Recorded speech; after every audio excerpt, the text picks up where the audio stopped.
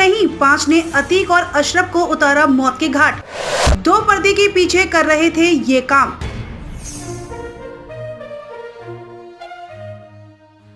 Mafia Atiq Ahmad और उसके भाई अशरफ की हत्या की जांच जैसे जैसे आगे बढ़ रही है, जांच में नए नए खुलासे हो रहे हैं। जानकारी सामने आई है कि अतीक और अशरफ की हत्या करने में 3 शूटरों के अलावा 2 अन्य भी शामिल थे।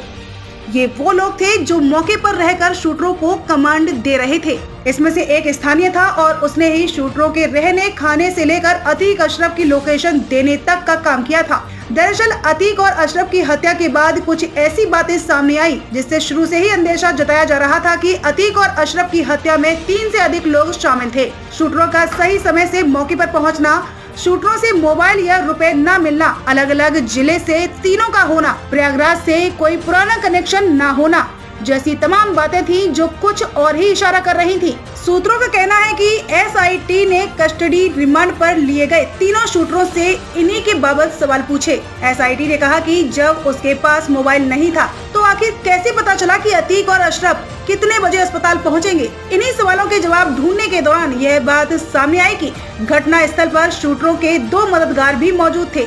हालांकि यह लोग कॉल्विन अस्पताल के भीतर नहीं गए थे, बल्कि बाहर से ही शूटरों को लोकेशन दे रहे थे। यह बात भी सामने आ रही है कि इन दोनों में से एक स्थानीय था जिसे शहर के चप्पे चप्पे की जानकारी थी।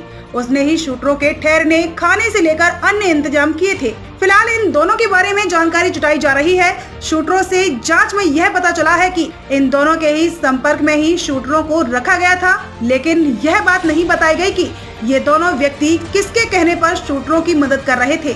वह किसी से फोन पर बातें करते थे और फिर उसके अनुसार ही उन्हें कमांड देते थे। कहा जा रहा है कि इन दोनों के पकड़े जाने के बाद ही पता चलेगा कि उनका आका कौन है, जिसके कहने पर वह शूटरों की मदद कर रहे थे। दोनों व्यक्ति एक दिन पहले भी शूटरों के साथ ही थे। वह उस दिन भी कॉल्विन अस्पताल के पास मौजूद थे जब अतीक व अशरफ को मेडिकल के लिए लाया गया था। हालांकि तब मीडिया कर्मी की भीड़ ज्यादा होने के कारण उन्हें अपना प्लान बदलना पड़ा था। इसके बाद वह बिना वारदात अंजाम दिए ही वापस चले गए थे। शूटरों के बारे में यह भी पता चला है कि वह अतीक और अशरफ की कस्टडी रिमांड मंजूर होने के बाद प्रयागराज पहुंचे थे। इसके बाद शूटरों ने धूमनगंज थाने के आसपास रेकी भी की थी। अगले ही दिन 14 अप्रैल को भी शूटर धूमनगंज क्षेत्र में ही घूमते रहे। रात में जब अतीक अशरफ को लेकर धूमनगंज पुलिस कौशाम्बी के महगांव की ओर गई थी तो शूटरों ने भी वहां जाने की कोशिश की थी, लेकिन पुलिस के अचानक लौटने से उनकी प्लानिंग फेल हो गई थी। इसके बाद जब अतीक और अशरफ को लेकर पुलिस मेडिकल के लिए कॉल्विन अस्पताल पहुंची तो भी शूटर नाकाम रह गए।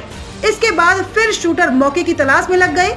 सूत्रों के मुताबिक पुलिस कस्टडी में अतीक और अशरफ की हत्या के बाद पुलिस बहुत फूंक फूंक कर अपने कदम रख रही है। शूटरों की सुरक्षा का भी खास इंतजाम किया गया है। शूटरों को मेडिकल के लिए भी बाहर नहीं ले जाया जा रहा है। शूटरों के मेडिकल के लिए डॉक्टरों की टीम पुलिस लाइन में ही बुलाकर जांच कराई जा रही है। बेबाक आवाज टीवी से संवाददाता शराफत सैफी की रिपोर्ट।